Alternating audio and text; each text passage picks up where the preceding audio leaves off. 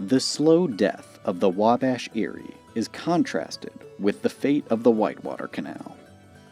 You will recall that the canal was started with state funds under the Internal Improvements Act in 1837 and finished with private capital in 1845. Work started on the Cincinnati and Whitewater Canal in 1838. Lawrenceburg hated it. Whitewater Valley loved it. Cincinnati loved it. The Cincinnati and Whitewater Canal was opened in 1841 and immediately took most of the trade of the valley to Cincinnati. In 1848, the 12-mile portion of the canal between Harrison and Lawrenceburg was closed.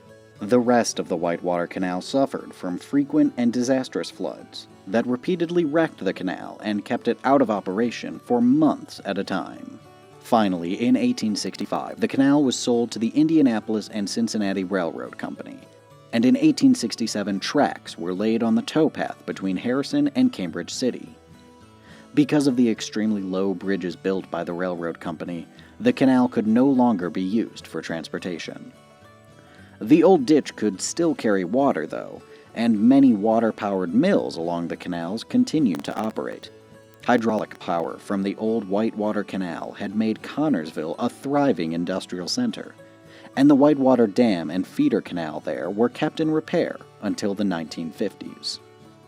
At Metamora, the old aqueduct was used to carry water from the Laurel Feeder Dam over Duck Creek to power the mills at Millville and Brookville.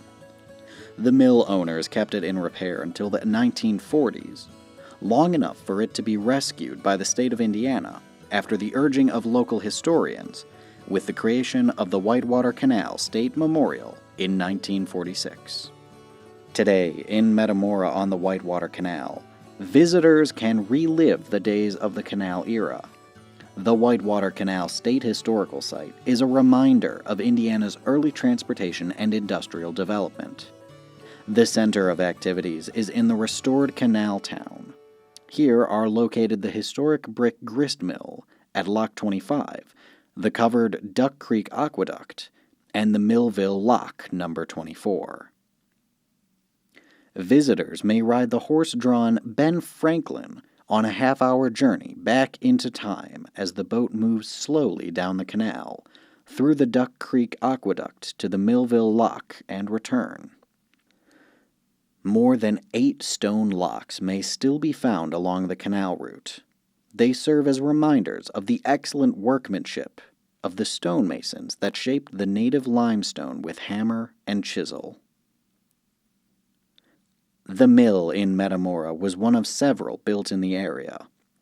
Water was diverted from the canal to turn tub water wheels.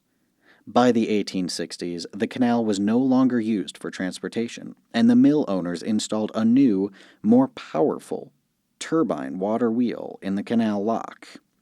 The mill burned in the late 19th century and was rebuilt in 1900. Back on June 18, 1839, the first boat, the Ben Franklin, arrived at Brookville from Lawrenceburg. It was a gala occasion, and was accompanied by the usual program of speeches, festivities, toasts, and jovial atmosphere. On June 18th and 19th, 1985, a reenactment of this historical event was presented at Metamora. The Ben Franklin was again the name of the boat. A large crowd greeted the vessel as she slowed to the dock. Cheers, a brass band, cannon fire, and waving flags were the order of the day. Political speeches were given from the top deck of the Ben Franklin as the crowd shouted its approval, or disapproval, of the speaker's remarks. Present-day canalers can dream. In Delphi, Indiana, the dream is becoming a reality. The Carroll County Wabash and Erie Canal Association has labored to awaken interest in the preservation of a mile-long, watered section of the old canal. A canal park along the north bank is slowly taking form. Improvements include an open shelter house constructed from the timbers of the old Speece warehouse that stood along the canal route, the Coons Log House that has been moved to the park, and the Reed Case Home. This federal-style building was built by Mr. Case, who was superintendent of construction for the canal in Delphi. The Case House now rests proudly on its cement foundation overlooking the canal. When completely restored, it will serve as the focal point for varied historical, recreational, and festival events. Most of the events we have been talking about happened more than 100 years ago. As patterns of economic growth have changed, the canals were first made obsolete by the railroads, and then were utilized by the railroads. In Pike, Davies, and Greene counties, 48 miles of Conrail track run on the canal banks. In Allen County, about 6 miles of the Norfolk Southern lies in the canal bed. On the Whitewater, nearly the whole canal towpath has been used as railroad grade. Many miles of the canals are used as road beds for major highways such as US 24, as well as many county roads.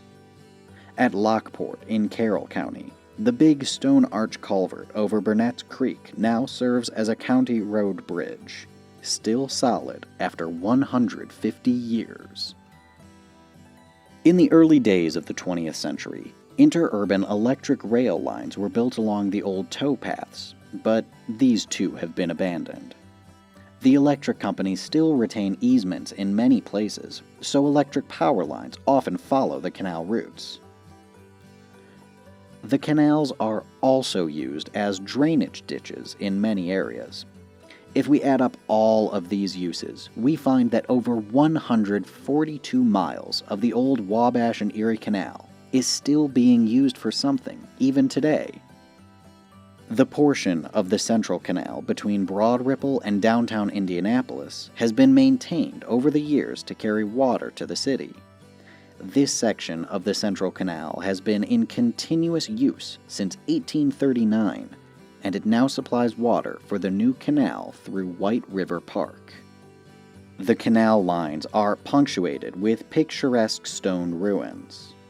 The proud abutments of the old aqueducts still stand on the banks of the Eel River at Logansport, at the St. Mary's in Fort Wayne, at the White River Crossing north of Petersburg, and at Shawnee Creek in Fountain County, to name just a few.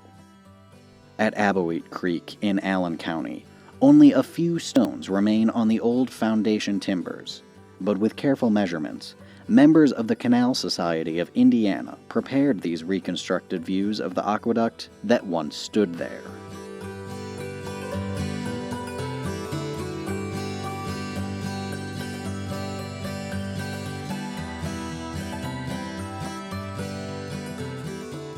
Along the Whitewater Canal, many of the old stone lock chambers have survived to delight the eyes and fire the imaginations of canal explorers. On the Wabash Erie, a few stone locks remain, such as this one, lock number 14, now sitting in its own little park at LeGros.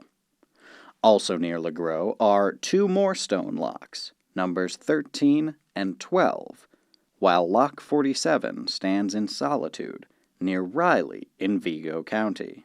Most of the Wabash Erie locks were built of timber, and these have left very few traces on the surface. Sometimes the flooring timbers have been exposed by running water, such as this one in Clay County, but most of them are completely silted up. It takes a careful eye, but we can see here the sudden narrowing of the old canal ditch and the abrupt drop in the level that betrays the old timber-built lock number 2 in eastern Allen County. Near the little town of Americus in Tippecanoe County, the vacant windows of the old Americus Inn look out on a silent towpath. The influences of the canals on the areas they served have been many and profound. Whole cities in the northern part of Indiana owe their very existence to the canals, and many other communities would never have risen to prominence without them. During the canal era between 1842 and 1860, virtually all of the immigrants to Indiana traveled on the canals, to lands that were made profitable by those same canals. Water power from the canals spurred the industrial growth of the towns along the waterways, and cheap transportation coupled with the willing labor of hard-working immigrants completes the combination that led to the establishment of Indiana as a major industrial state. In the 1850s and 1860s, when the railroads were built through Indiana, they passed through communities that had been established because of the canals, communities that had thrived and grown because of the canals. Abandoned now, and mostly ignored, the canals themselves remain as monuments to the people who built and used them. These vast ruins still can speak to us of days gone by. Touching the old stones, walking the old towpaths, we hear voices and sounds, filtering through the years from long ago.